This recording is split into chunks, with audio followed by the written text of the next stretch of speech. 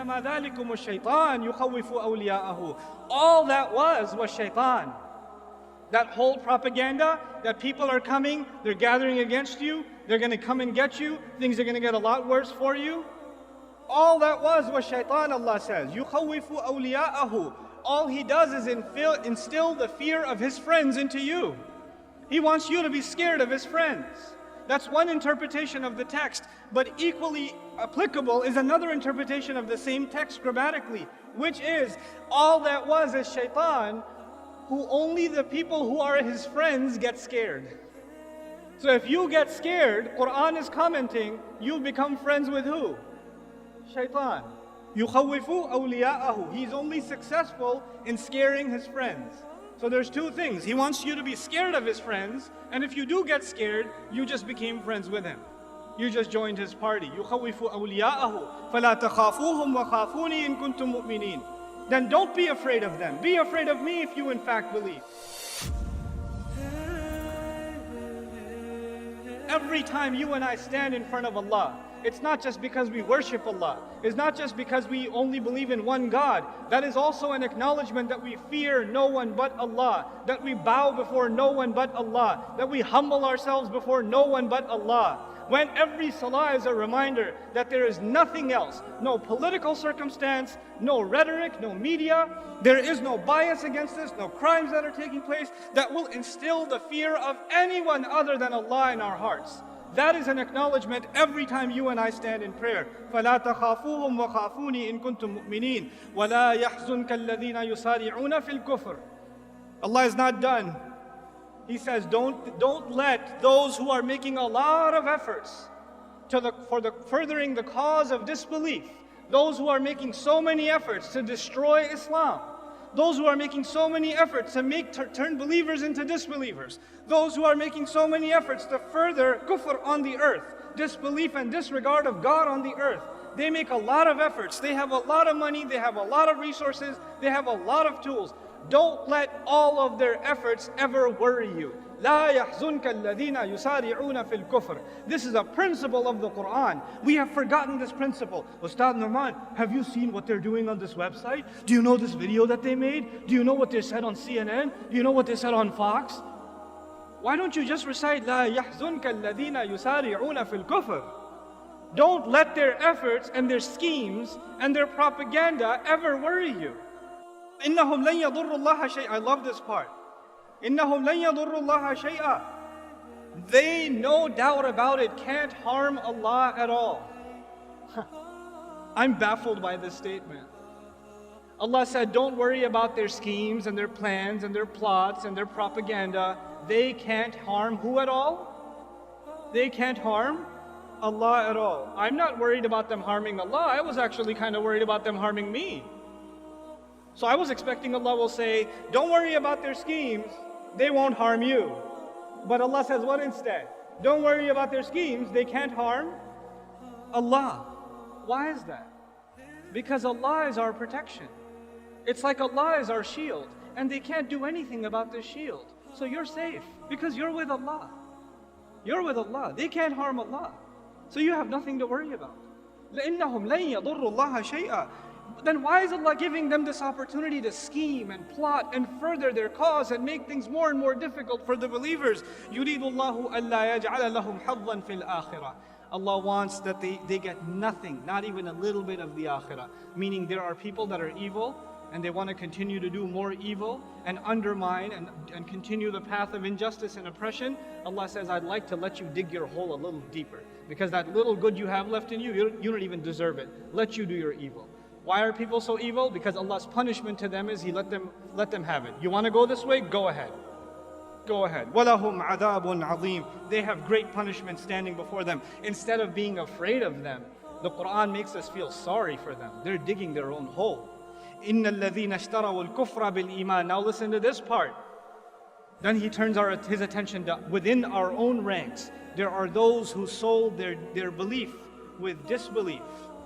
There are those who under the pressure of the enemy said, this Islam thing is too much. I can't handle it. I can't handle, the way people look at me, the way people think about me. I'd rather sell this off and be like everybody else who's disbelieved, so I'll fit in better. Allah says about them, لَن يَضُرُّ اللَّهَ شَيْئًا. What do you think? They're going to harm Allah?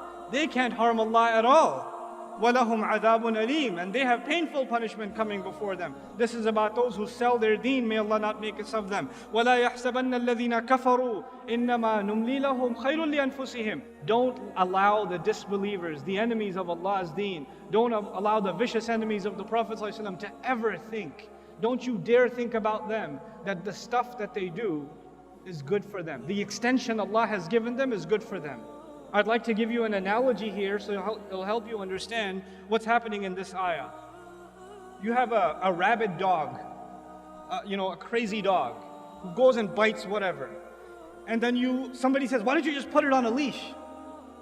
And what Allah does is He puts this dog on, like you could say, 1,000-foot leash. It's a really long leash. The thing is, for 999 feet, this dog thinks that it's running free. Doesn't it? If you put it on a 1-foot leash, it can't move. But if you put it on a 1,000-foot leash, it's going to run around and never feel like a choke. But Allah says, I only extend for them, release them, give them more room. You want to do evil stuff? You want to do kufr stuff? Go ahead, do more.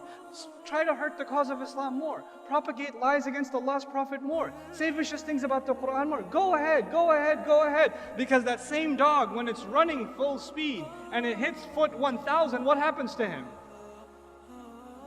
He gets choked, doesn't he?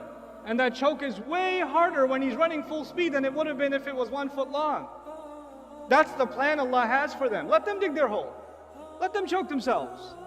إِنَّمَا نُمْلِي لَهُمْ لِيَزْدَادُوا إِثْمًا. We only give them extension so they can earn more sins. وَلَهُمْ عَذَابٌ مُهِينٌ.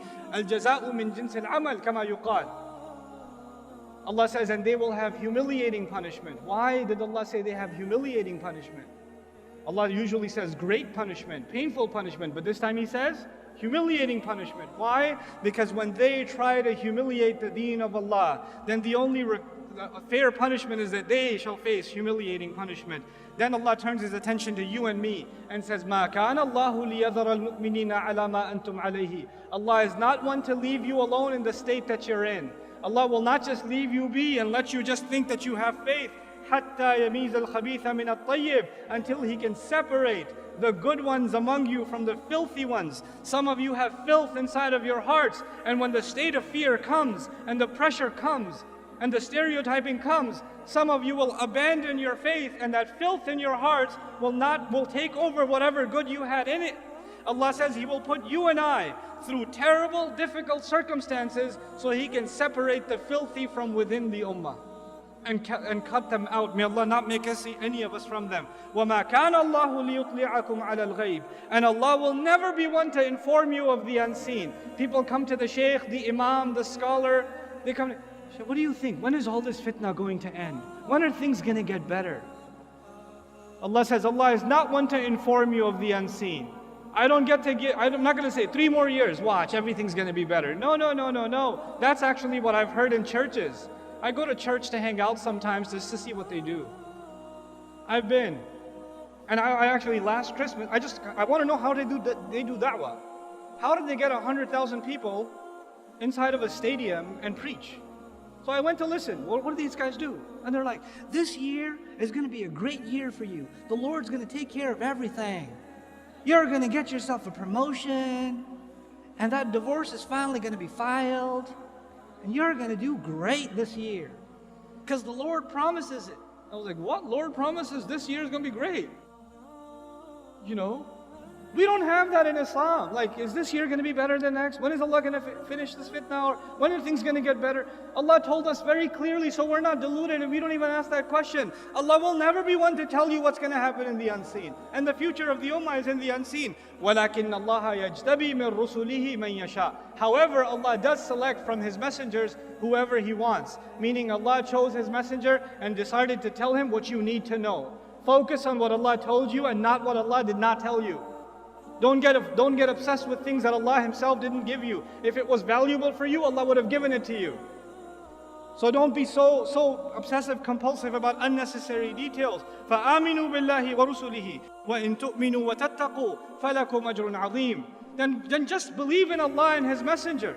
And if you can continue to believe and continue to be fearful only of Allah, then you will have great punishment, great reward rather. What else do you want? Just have faith and be fearful of Allah. In the most toughest of times, Allah is telling you that's the only two things you're going to need. Everything else will work itself out. Don't focus on the problem. وَلَا يَحْسَبَنَّ. And finally, the advice to you and to me. This is the last thing I'm sharing with you, I promise. وَلَا يَحْسَبَنَّ الَّذِينَ يَبْخَلُونَ بِمَا آتَاهُمُ اللَّهُ. And don't you ever think about those who are cheap, greedy, miserly with what Allah has given them.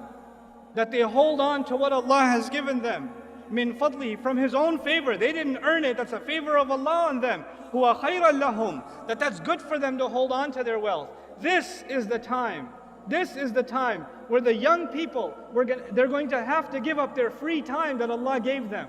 Their free time cannot go into 8 hours of video games anymore. There's no time for you to watch the next Netflix and Amazon series. You don't have that kind of time. You're the Muslim youth.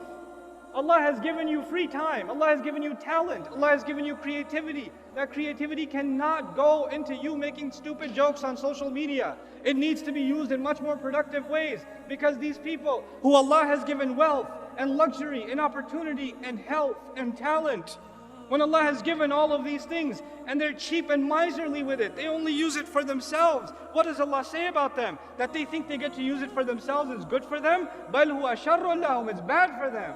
فَيُطَوَّقُونَ بِمَا بَخِلُوا بِهِ يَوْمَ الْقِيَامَةِ. The very things they were cheap with, the very things they were greedy with for their own, are the very things that will be turned into a rope around their necks, choking them on the day of resurrection.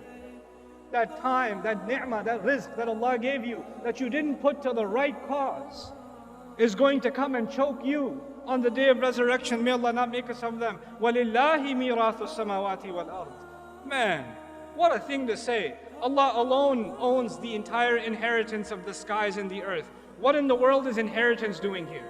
Allah is reminding you and me, whatever you own, whatever I own, whatever I enjoy in this life, I'm not going to get to keep it. At the end of the day, I'm going to be in the ground and somebody else will be driving my car. I'm going to be in the ground and somebody else will be wearing my clothes. And by the way, they won't be driving it for that long either. They're going to be in the ground too. Somebody else will be living in that house 100 years from now. Somebody else is going to be, eating the fruit of that tree that I have in my backyard. It's not going to be mine. And at the end of it all of it will be given in inheritance back to Allah. It's Allah's. Because everybody will be gone. Understand the temporal nature of the material world. Do not become materialistic in your goals, in your aspirations. Things Allah Azza wa Jalla is offering us in a time of great fitna, the only thing to worry about is what you will earn with Allah. Put your efforts in this world. Excel.